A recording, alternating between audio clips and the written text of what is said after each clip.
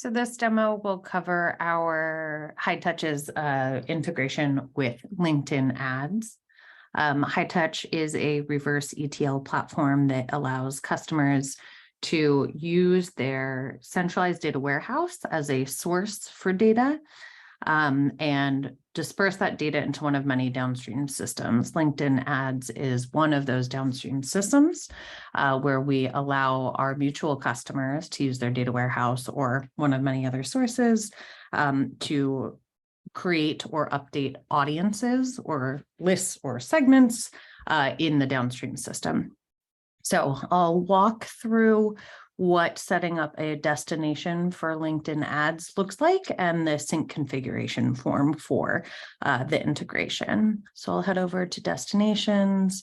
As you can see, I just did this a couple times, but I will walk through searching for LinkedIn ads, where on the right-hand side, it pops up some information about the integration itself. I will continue. I will log in using a pre-existing account. Things are successful. I will now name this something that I will remember for future use. So that is the extent of setting up the destination configuration form, which is really just authorization to be able to connect with LinkedIn ads. The next thing I'll show you is the bread and butter of our product, which is creating a sync to LinkedIn ads. So I will add a sync. The first step in creating a sync is selecting a model. So this is the data source that you want to send over to your destination. Since we are demoing our audience's integration with LinkedIn, I will use a generic user's data source. And I will select the LinkedIn ads destination that I just walked through creation of. And this is what our sync configuration form looks like. The first section is just what would you like to send to LinkedIn ads.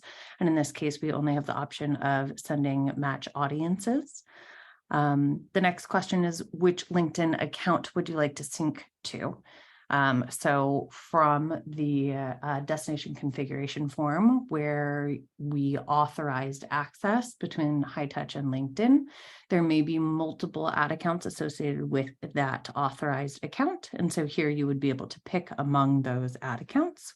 We only have one, so I will select that one. The next question is, which LinkedIn ads object would you like to sync data to? And this is just based on the integration that we have built. We can sync data to users or companies on LinkedIn's end. I can walk through both, but we will start with users. Once you select that you want to sync data to the user object on LinkedIn's end,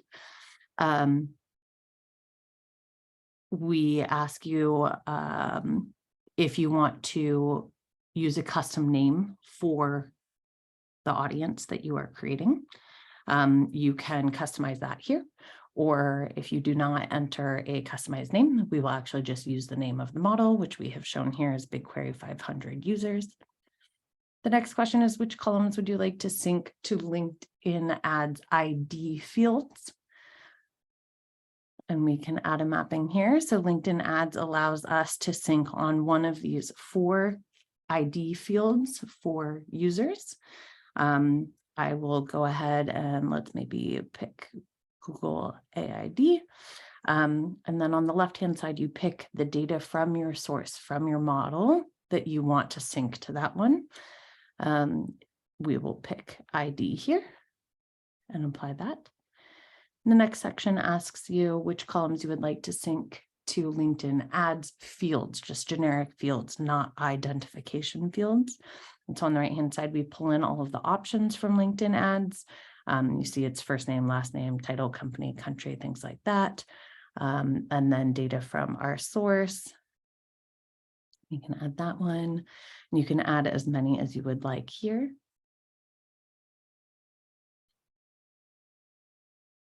And then the last question that we ask is if you would like Hightouch to automatically detect if your PII data requires hashing, yes or no.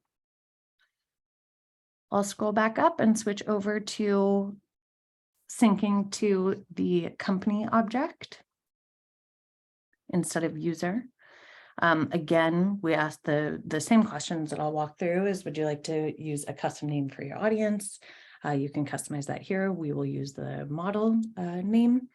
We then ask what columns you would like to sync to LinkedIn Ads ID fields. And this, the options here are different than for users.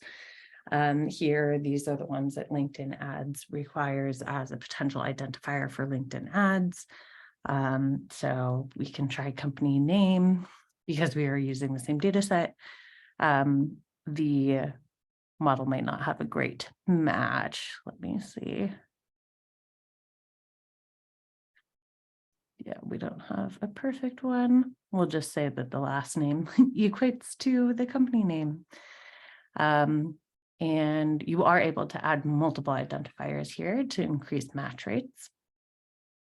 The next section is which columns would you like to sync to LinkedIn Ads field? So again, not identifier fields, just additional fields associated with the the company object. And you can see that we pull in all the ones that LinkedIn Ads allows. So I believe that there is a city and state in our source data. So I'll use those as 2 examples.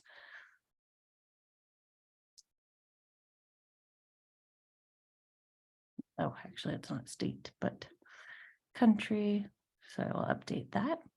And then similarly, we ask if you would like us to automatically detect if the PII data requires hashing. Once you have set this up, you can click continue.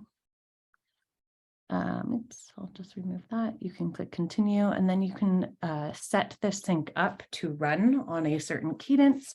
You can either select a manual trigger where you manually come into the Hightouch UI and run the sync.